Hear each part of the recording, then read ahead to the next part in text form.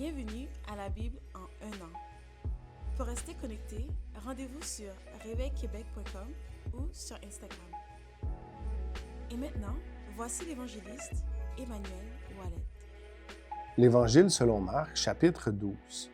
Jésus se mit ensuite à leur parler en parabole.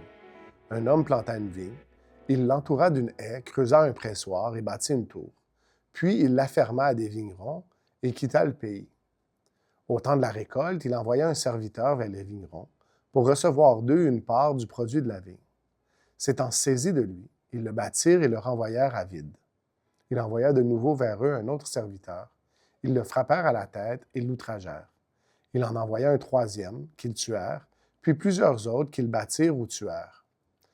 Il avait encore un fils bien-aimé. Il l'envoya vers eux, le dernier, en disant « Ils auront du respect pour mon fils. » Mais ces vignerons dirent entre eux « Voici l'héritier. Venez, tuons-le, et l'héritage sera à nous. » Et ils se saisissèrent de lui, le tuèrent et le jetèrent hors de la vigne. Maintenant, que fera le maître de la vigne? Il viendra, fera périr les vignerons, et il donnera la vigne à d'autres. N'avez-vous pas lu cette parole de l'Écriture? La pierre qu'ont rejetée ceux qui bâtissaient est devenue la pierre principale de l'angle. C'est par la volonté du Seigneur qu'elle l'est devenue, et c'est un prodige à nos yeux. Ils cherchaient à se saisir de lui, mais ils craignaient la foule. Ils avaient compris que c'était pour eux que Jésus avait dit cette parabole, et ils le quittèrent et s'en allèrent. Ils envoyèrent auprès de Jésus quelques-uns des pharisiens et des hérodiens, afin de le surprendre par ses propres paroles. Et ils vinrent lui dire, « Maître, nous savons que tu es vrai, que tu ne t'inquiètes de personne, car tu ne regardes pas à l'apparence des hommes, et tu enseignes la voie de Dieu selon la vérité. Est-il permis, ou non, de payer le tribut à César? Devons-nous payer ou ne pas payer? » Jésus, connaissant leur hypocrisie, leur répondit, « Pourquoi me tentez-vous? Apportez-moi un denier afin que je le voie. » Ils en apportèrent un et Jésus leur demanda, « De qui sont cette effigie et cette inscription? » « De César, lui répondirent-ils.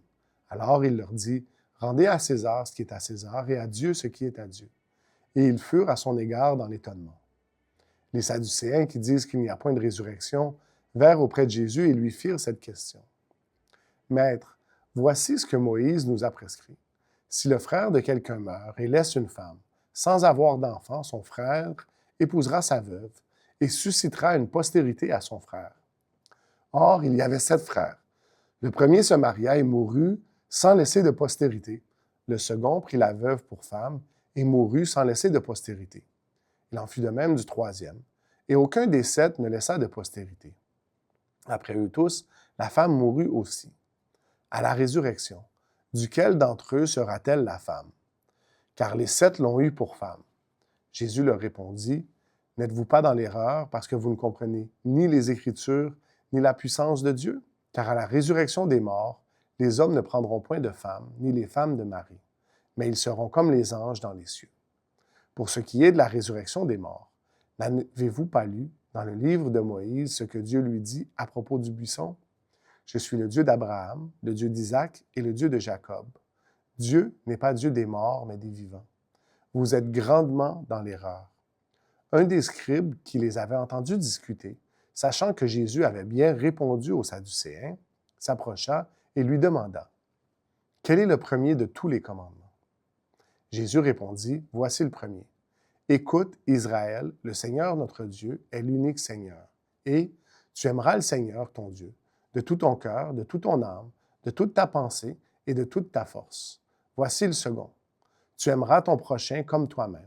Il n'y a pas d'autre commandement plus grand que ceux-là. » Le scribe lui dit, « Bien, maître, tu as dit avec vérité que Dieu est unique et qu'il n'y en a point d'autre que lui, et que l'aimer de tout son cœur, de toute sa pensée, de toute son âme et de toute sa force, et aimer son prochain comme soi-même, c'est plus que tous les holocaustes et tous les sacrifices. » Jésus, voyant qu'il avait répondu avec intelligence, lui dit, « Tu n'es pas loin du royaume de Dieu. » Et personne n'osa plus lui proposer des questions.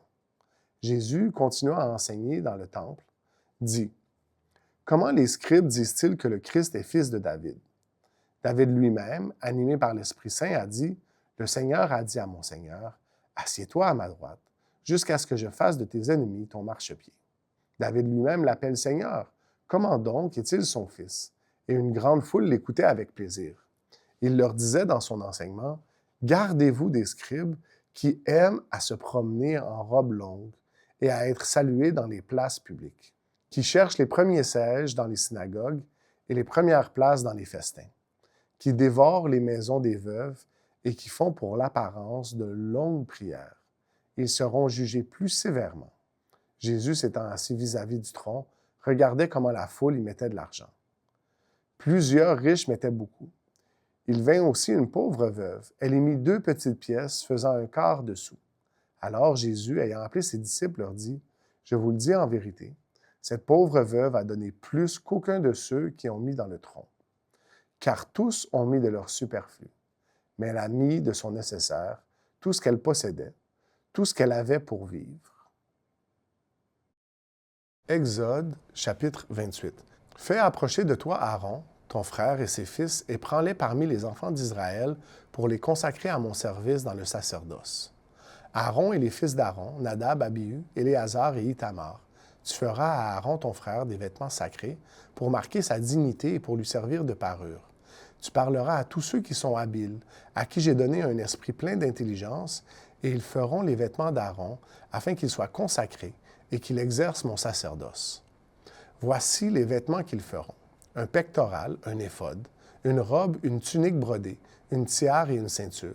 Ils feront des vêtements sacrés à Aaron, ton frère, et à ses fils, afin qu'ils exercent mon sacerdoce. Ils emploieront de l'or, des étoffes teintes en bleu, en pourpre, en cramoisi et de fin lin. Ils feront l'éphod d'or, de fil bleu, pourpre et cramoisi, et de fin lin retors. Il sera artistement travaillé. On y fera 2 épaulettes, qui le joindront par ses 2 extrémités, et c'est ainsi qu'il sera joint. La ceinture sera du même travail que l'éphod et fixée sur lui. Elle sera d'or, de fil bleu, pourpre et cramoisi et de fin lin retors. Tu prendras 2 pierres d'onyx, et tu y graveras les noms des fils d'Israël, 6 de leurs noms sur une pierre, et les 6 autres sur la seconde pierre, d'après l'ordre des naissances. Tu graveras sur les 2 pierres les noms des fils d'Israël, comme on grave les pierres et les cachets. Tu les entoureras de montures d'or. Tu mettras les 2 pierres sur les épaulettes de l'éphod, en souvenir des fils d'Israël, et c'est comme souvenir, car on portera leur nom devant l'Éternel sur ses 2 épaules. Tu feras des montures d'or et 2 chaînettes d'or pures que tu tresseras en forme de cordon, et tu fixeras aux montures les chaînettes ainsi tressées. Tu feras le pectoral du jugement, artistement travaillé. Tu le feras du même travail que l'éphod. Tu le feras d'or, de fil bleu, pourpre et cramoisi, et de fin lin retors. Il sera carré et double. Sa longueur sera d'un empan, et sa largeur d'un empan. Tu y enchâsseras une garniture de pierres. 4 rangées de pierres. Première rangée, une sardoine, une topaze, une émeraude. Seconde rangée, une escarboucle, un saphir, un diamant. 3e rangée, une opale, une agate, une améthyste. 4e rangée, une chrysolite, un onyx, un jaspe. Ces pierres seront enchâssées dans leur monture d'or. Il y en aura 12 d'après les noms des fils d'Israël. Elles seront gravées comme des cachets, chacune avec le nom de l'une des 12 tribus.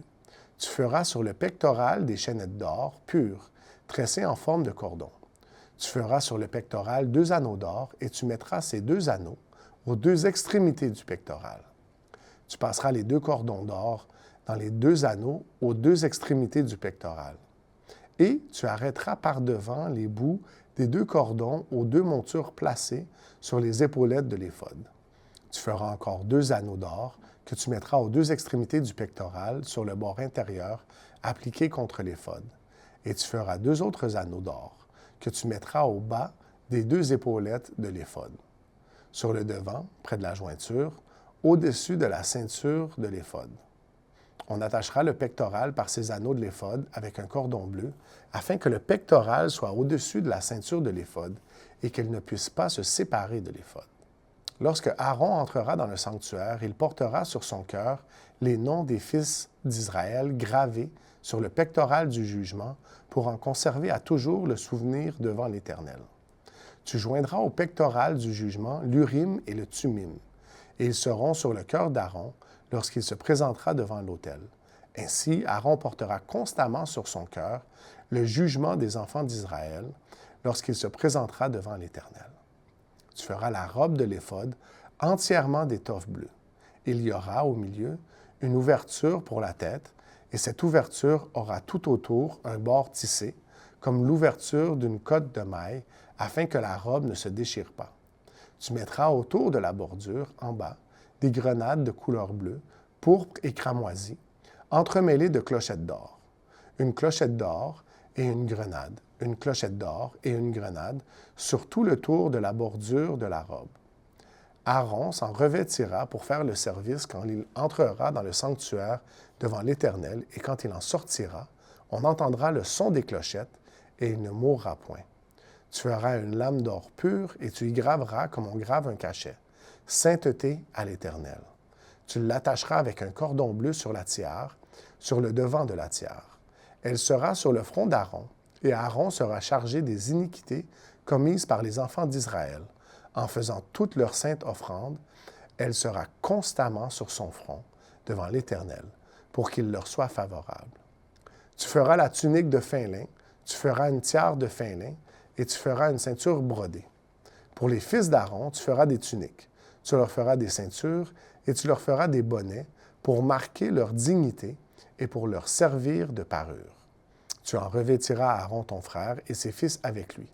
Tu les oindras, tu les consacreras, tu les sanctifieras, ils seront à mon service dans le sacerdoce. Fais-leur des caleçons de lin pour couvrir leur nudité. Ils iront depuis les reins jusqu'aux cuisses. Aaron et ses fils les porteront quand ils entreront dans la tente d'assignation ou quand ils s'approcheront de l'autel pour faire le service dans le sanctuaire. Ainsi, ils ne se rendront point coupables et ne mourront point. C'est une loi perpétuelle pour Aaron et pour ses descendants après lui. Proverbes chapitre 27, versets 1 à 12. Ne te vante pas du lendemain, car tu ne sais pas ce qu'un jour peut enfanter. Qu'un autre te loue et non ta bouche, un étranger et non tes lèvres. La pierre est pesante et le sable est lourd, mais l'humeur de l'insensé pèse plus que l'un et l'autre. La fureur est cruelle et la colère impétueuse, mais qui résistera devant la jalousie? Mieux vaut une réprimande ouverte qu'une amitié cachée. Les blessures d'un ami prouvent sa fidélité, mais les baisers d'un ennemi sont trompeurs. Celui qui est rassasié foule aux pieds le rayon de miel, mais celui qui a faim trouve doux tout ce qui est amer. Comme l'oiseau qui erre loin de son nid, ainsi est l'homme qui erre loin de son lieu. L'huile et les parfums réjouissent les cœurs, et les conseils affectueux d'un ami sont doux. N'abandonne pas ton ami et l'ami de ton père, et n'entre pas dans la maison de ton frère au jour de ta détresse. Mieux vaut un voisin proche qu'un frère éloigné. Mon fils, sois sage et réjouis mon cœur, et je pourrai répondre à celui qui m'outrage. L'homme prudent voit le mal et se cache. Les simples avancent et sont punis. Soyez bénis et passez une très bonne journée. Merci de partager la Bible en un an. Si vous êtes intéressé à participer à la mission de partager l'Évangile à cette génération, visitez réveilquebec.com et cliquez sur « Donner maintenant ». Merci d'avance. Nous espérons vous voir bientôt.